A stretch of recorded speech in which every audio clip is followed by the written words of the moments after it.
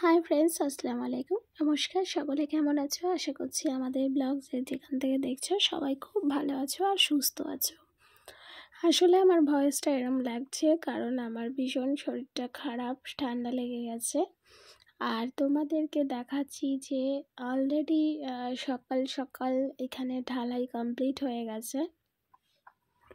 তো এর ওপর মেঝে হবে, তার জন্য প্রিপারেশন চলছে। আর এখন তো খুবই মজা হচ্ছে যে আজকের অনেক দেরি হয়ে গেছে, 1টা বেজে গেছে, এখনো রান্না কমপ্লিট করতে পারিনি। এখানে হচ্ছে তোমার মাছ ভেজেছি, ওলকপি আলু দিয়ে মাছের ঝোল হবে, যেখানে ওলকপি বসানো আছে। আর এটা হচ্ছে কালকেকার একটু চিকেন গরম করছি। আর এখানে রয়েছে পুঁই শাক আর মাছের মাথা দিয়ে একটা চচ্চড়ি করেছি। তো এই রান্না বান্না। আর এখানে এমন অবস্থা হয়ে রয়েছে যে আমি কিভাবে যে রান্না বান্না করবো আমার মাথায় আসছে না। যে এইরকম পরিস্থিতি ঘরের, মানে এলো মেলো এদিক ওদিক হয়ে রয়েছে। আর আমি যেহেতু একাই কিচেনে কাজ করছি সেহেতু অসুবিধা নেই, একা ম্যানেজ করে নিচ্ছি, কিন্তু ভীষণ শর্ট জায়গা। আর এই যে কাজকর্ম হচ্ছে এখনো। এই যে এখানে ভাত পেরেছি সব, মানে এমন অবস্থা হয়ে রয়েছে, তোমরা দেখেই বুঝতে পারছো কি যে কঠিন এখানে সব কাজকর্ম সারা। আর এখানে ভাত তরকারি সব এখানে রেখেছি, এবারে যেটা ঘরে সেটা দিয়ে দেবো। খাওয়াতে দিয়ে দিয়েছি ওপরে খাচ্ছে। আর এখানে বাড়াবাড়ি করে দিয়েছি, যেটা মায়ের ঘরে দিয়ে দেবো আর আমরা আমাদের ঘরে খাবো। আর আমাদের এই রাস্তাটা তোমরা লক্ষ্য করো যে এটা জাস্ট ওখানে সবে খোলা বেড়েছে। আর এখানে এইটা দিয়ে দিয়েছে আমার চলাফেরা করবার জন্য, কারণ কিচেনে তো যা সব কিছু করতে হবে তার জন্য। তো এইটা দিয়ে আমি যাতায়াত করছি, ওখানে কেউ বেরোচ্ছে না এখন, যে যার ঘরে সেটাই। মানে কি কঠিন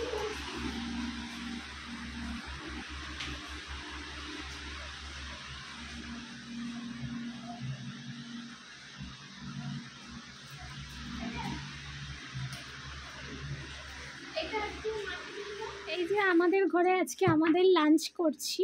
এই যে আমরা নিয়ে চলে এসেছি, এই ঘরটাতে তাও ঢোকাতে পেরেছি, ওই জন্য কড়াই টড়াই সব সমেত ধরে নিয়ে চলে এসেছি। আমরা একটু খাওয়া দাওয়াটা করে নিই, তারপর মানে বসত বাড়ি থেকে যদি কিছু করা যায়, সত্যি কথা খুব অসুবিধা। আমার কিচেনটা যা কাদা যা বালি হয়েছে, মানে আমি বুঝতে পারছি যে আমার কতটা কষ্ট হবে পরিষ্কার করতে গিয়ে। তো দেখো বন্ধুরা, এখন বিকেল হয়ে গেছে আর মেঝেটা সবে একবার মাজা হয়েছে, মানে মেঝের কাজ এখনো হচ্ছে। আর এদিকে হচ্ছে কি বেরোতে পারছি না আমরা, তো বেরোতে পারছি না, সব কিছু ঘরে, মানে ওকে নিয়ে বসে আছি। আর ও তো বাচ্চা মানুষ, ও তো বেরোনোর জন্য ছটফট করছে, আর ওকে বেরোতে দেখতে পাচ্ছি না। আমি ফোন নিয়ে কোলে নিয়ে বসে আছি, নিজেদের ঘুমে এসে যাচ্ছে, মানে এক জায়গায় বদ্ধ, এমনকি টয়লেট করতে যেতে পারছি না। সেটা একবার গেছি কোনো মতে, এটা ওটা বিছিয়ে দিয়েছে। আর দেখা যাক আবার কখন বেরোতে পারি। এই হচ্ছে আমাদের পরিস্থিতি বা ঘরের কাজ হলে যেটা হয়।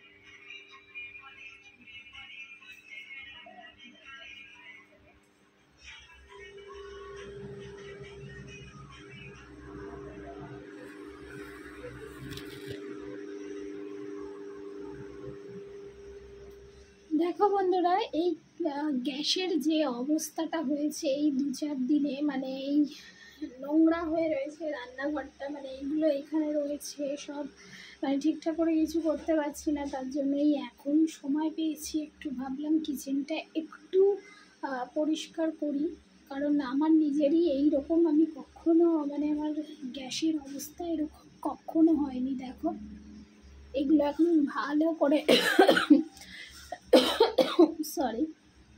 পরিষ্কার করব, একটু ভালো করে ডিপ ক্লিন করব। তো এই অগোছালো কিচেনের অবস্থা দেখে, মানে এখন আর নিচে টিচে সব মানে কাদা, যেহেতু ওই জুতো পরে এদিকে চলে আসা হচ্ছে। তো যাই হোক, এখন এই সব কাজগুলো করে, ঘড়িতে বাজে 9:30টার মতো, এখনও আমাদের মেঝে কমপ্লিট হয়নি। এই যে এইটা লাস্ট রাউন্ড হচ্ছে, এটা হয়ে গেলে মোটামুটি কমপ্লিট হবে।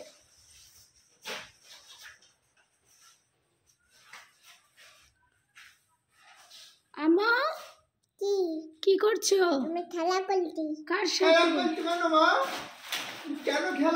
কার সাথে খেলা করছো? ইস ইস ইস, কি দাঁত! ছি ছি ছি ছি ছি, তাতে নোংরা। দেখো অ্যাট লাস্ট আমাদের মেঝে কমপ্লিট হয়ে গেছে। এই যে এইখানে বাথরুমে যাওয়ার জন্য এগুলো পেতে দিয়েছে, যাতে এর ওপর থেকে গেলে কোনো দাগ টাগ যাতে না হয়। তো এই যে আমাদের মেঝে কমপ্লিট। এখন তো এবারে আর ইনকমপ্লিট থাকবে না, কিছু কিছু জিনিস থাকবে, তবে যেটা মেন সমস্যা হচ্ছিল সেটা আমাদের এতদিন প্রচুর অসুবিধা হয়েছে, প্রচুর কষ্ট করেছি, আর নোংরা মেখে থাকতে হতো, এরকম মনে হতো মেয়েটার জন্য। মেয়েটা খালি পায়ে চলে যেত, চলে আসতো ঘরে।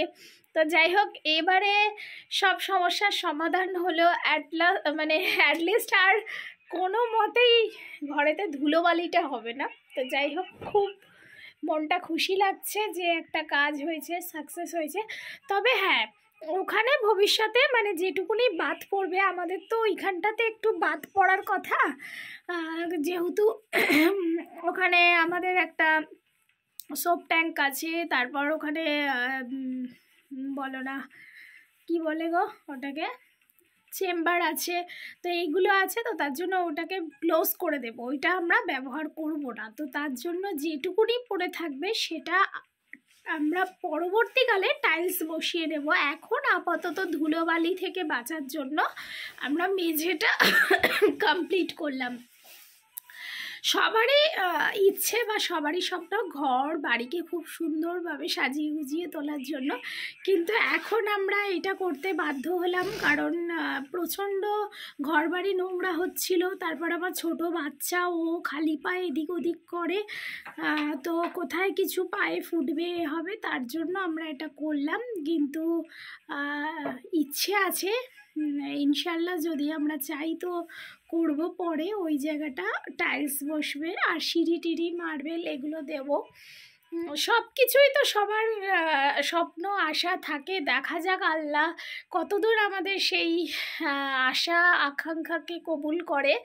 তো যাই হোক, আজকে এই পর্যন্তই ব্লগটা রাখলাম। সারাদিনের টায়ার্ডনেস, মানে অনেক সকালে ওঠা 7টায়, আর এবারে আমরা শুতে যাব। আর আবার কত বসে কি চিন্তা করছে, কালকে মাপতে যাবে বলে আজকে থেকেই মাথায় কি চিন্তা আসছে। খুব টায়ার্ডনেস, কদিন ধরে খুব ধকল যাচ্ছে। শুধু তাই নয়, নানান স্ট্রেস, এটা আনা ওটা আনা সেটা আনা, তারপরে নিজের কাজকর্ম আছে, খুব টায়ার্ড লাগে, ঘুমও পেয়ে গেছে প্রচণ্ড। শুধু আমি আপনাদের গুড নাইট জানাই, শুভরাত্রি, ভালো থাকবেন আপনারা, আমাদের ব্লগ দেখুন। কালকে গুড নাইট।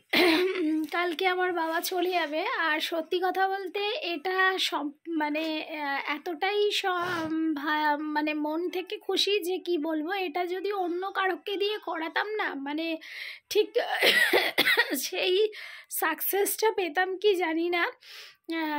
বাবা বলে কথা, বা নিজের লোকেরা যেভাবে করে দেবে আমার জিনিসটা বুঝে, যে হ্যাঁ আমার নিজের জিনিস, সেইভাবে করবে। অন্য অপর তো সেইভাবে করতো না। তাই বাবাকে বলেছিলাম, অনেক দিন ধরে বাবার সাথে মানে এটা ম্যানেজ করা হয়েছিল। তো ওনারও অনেক কাজকর্ম বাদ দিয়ে সব এখানে এসেছে। তো যাই হোক, কালকে আবার আমার বাবা চলে যাবে। তো কালকের ব্লগটা কিন্তু তোমরা অবশ্যই দেখবে। কালকে একটু ভালো মন্দ রান্না করার চেষ্টা করব। এতদিন তো এক দু তরকারিতেই কাজের প্রেশারে কি করব, একা হাতে টিফিন সব কিছু, তো তার জন্য যা পেরেছি খাইয়েছি। কালকে একটু স্পেশাল কিছু করা হবে, তো কালকের ব্লগটা কিন্তু মিস করবে না। আর আজকের ব্লগটা আমি আর বেশি বড় করছি না, আর এবারে অলরেডি অনেক সময় হয়ে গেছে। তো তোমাদের আজকে মতো গুড নাইট, আল্লাহ হাফিজ, সবাই ভালো থেকো, সুস্থ থেকো।